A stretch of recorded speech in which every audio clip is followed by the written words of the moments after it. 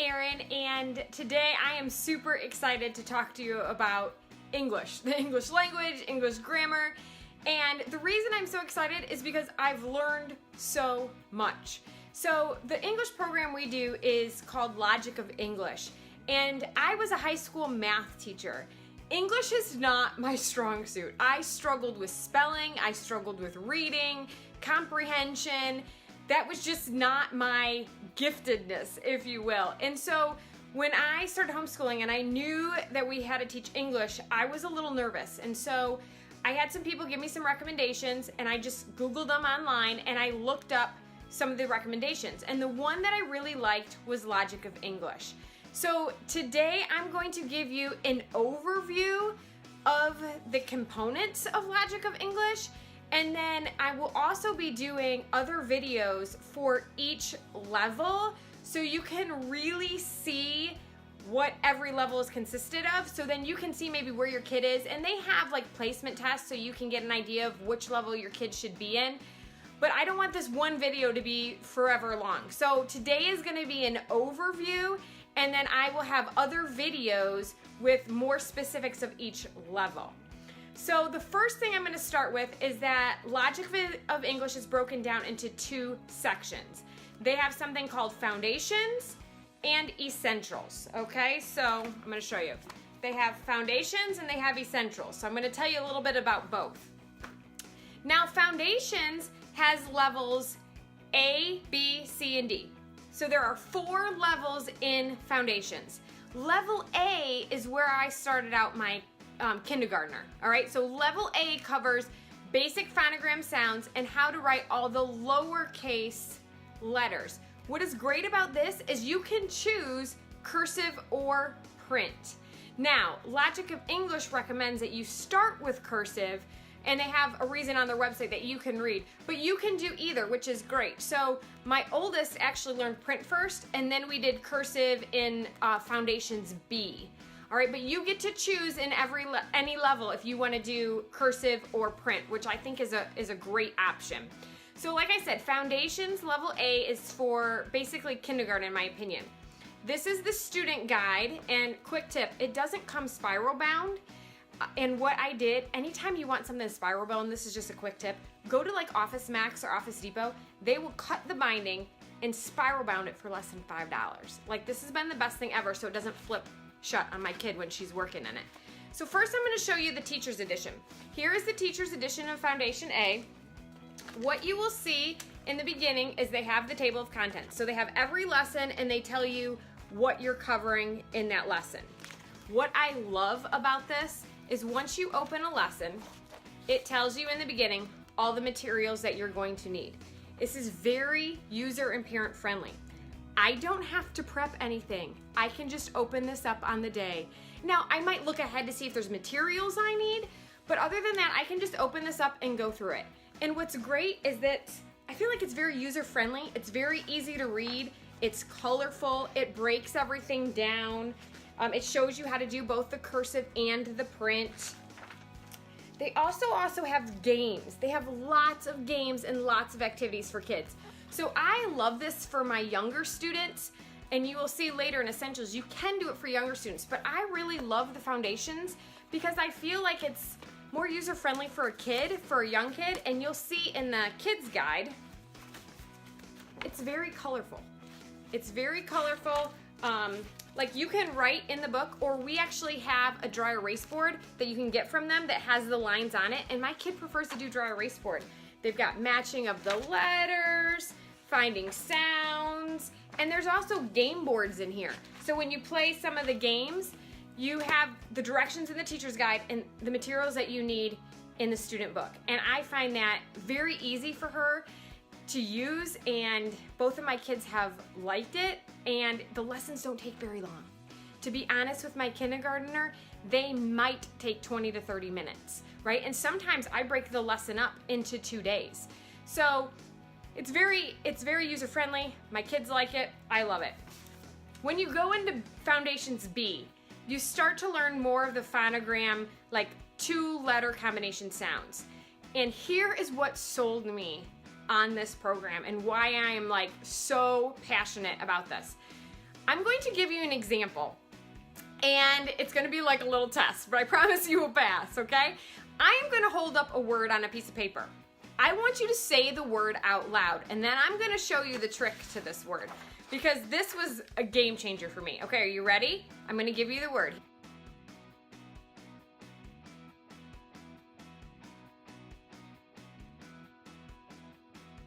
Now, you either said the word read or you said the word read. Both are correct, but why? Why are they both correct? Why does the EA say more than one sound? When I was a kid, the rule that I learned was the first one does the walking, the second one does the talking. Well, that doesn't work. It doesn't work to say the word read and read. That rule doesn't work. And so what I love about these programs is you get these phonogram cards. Oops. Sorry.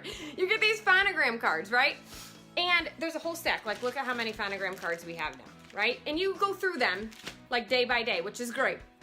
But on the back of the phonogram card, it shows you the different sounds for this letter combination. So EA actually says 3 different sounds. I never knew that. I never knew that, which makes me feel, not smart. But what is great about these cards is now I understand this and I can explain to her. So when I give her this card, she has to tell me that this combination can say e, or a, as in eat, bread, or steak. And every phonogram has this. And so that is why I love the foundations. I think the foundations is great, especially if you have younger kids. I recommend starting in the foundations. The essentials does talk about this, but I feel like the foundations goes into much more depth. So then when you go into essentials, they get kind of a review of some of those.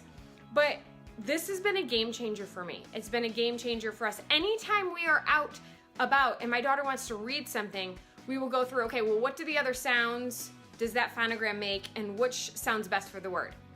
It's been amazing. Absolutely amazing. So I can't say enough about the Foundations program. And like I said, there's A, B, C, and D, and I will have other videos that go through specifically the content in A, B, C, and D so you can maybe get a better idea of where your child is at. Now, the next level is what they call essentials, okay? And again, they do have placement tests to see where they need to be. They actually do have lessons 1 to 15. This is the second book, and there's actually another book after this one. Let me show you the teacher's guide. Here's the teacher's guide, and again, in the beginning, they will have the table of contents to show you everything that is going to be covered in every chapter. And this book is broken down a little bit differently. So in the foundations, every lesson I would say is a day, basically. In essentials, you have 5 parts to 1 lesson. In my opinion, the 5 parts are longer than a day apiece. There's a lot of material in them. So each lesson will probably be more than a week, which is okay. I just want you to have a heads up that it's not laid out like every day is a part, because there's numerous things in a part. So honestly, with my daughter, we just kind of go through it and we do what I feel like, we do probably about 45 minutes, and now my daughter is almost 9. She's in 3rd grade. We do about 45 minutes, find a good stopping point, and then we stop for the day. So here's the lesson. It kind of tells you, again, I can just open this up and go at it. Make sure I have the materials, but you don't have to have a ton of stuff prepped beforehand, which I love. And so then it walks through your lesson for you. And then again, then there's part 2, right? And then you will go into spelling words. Foundations has spelling words as well. And so here's what I want to show you. In Essentials, there's actually 3 levels in Essentials, and they have it all in one book. So level A, level B, and level C. So here's what I recommend. We did Foundations A through D for my daughter up through like 2nd grade, mid-2nd grade maybe, and then we started Essentials right after that. And we jumped from Essentials right into level C. So you could technically probably do Essentials with level A and B. I just find for the younger kids, Foundations just seems more user-friendly for a kid. It's more colorful, it's more fun, where Essentials seems to be just a lot more material. I don't know a better way to say that. It's just more involved. The Essentials Kids Guide still has, you know, fun things for them to do. She's drawing pictures, dictation, she's writing sentences, she's finding out different sentence patterns, she's learning the structure, so subject, verb, direct object, indirect object, prepositions, object of the preposition, all that kind of stuff, spelling words, labeling parts of speech. She made up a crossword puzzle. So there's a lot of very cool things for the kids to do in Essentials. And again, I'll do another video that goes more in depth to show you more specifics of this, but I wanted to give you an overview. One of the things I love about level C in Essentials is something called Morphemes. I have never heard of Morphemes before. And this was a game changer for me when I saw one of the activities in her book. What Morphemes do is they teach you flicked actually means strike. And if you take the word con, it actually means with, together, completely. So if you take this word, conflict, and you look at its literal definition, it's with strike. What is a conflict? You're having an argument with somebody, right? It's with strike. Here's why this just rang true for me. One of her activities was a multiple word question from an ACT or an SAT test, where it gives you the word and you have to pick the definition. Well, if you know the morphemes of the word, any part of it, then you would automatically know what part of a definition would work.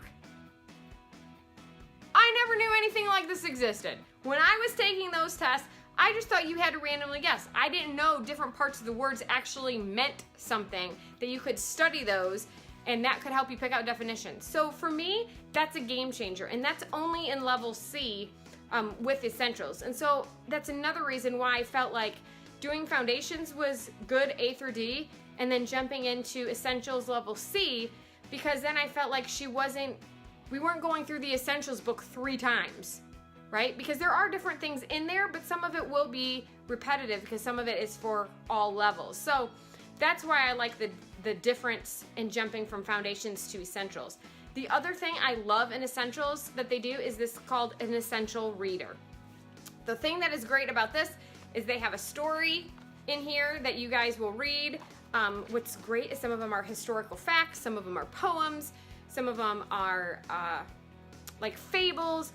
They're great, and they also have a student activity workbook to go with it, so you're breaking down what you're reading, you're doing outlines, they're giving you information to look up more things online so you can watch videos about them, and then there's also, of course, the teacher guide that walks you through all of those specifics. And again, I will do another video to show you specifically like what is in each of these books so you can see that.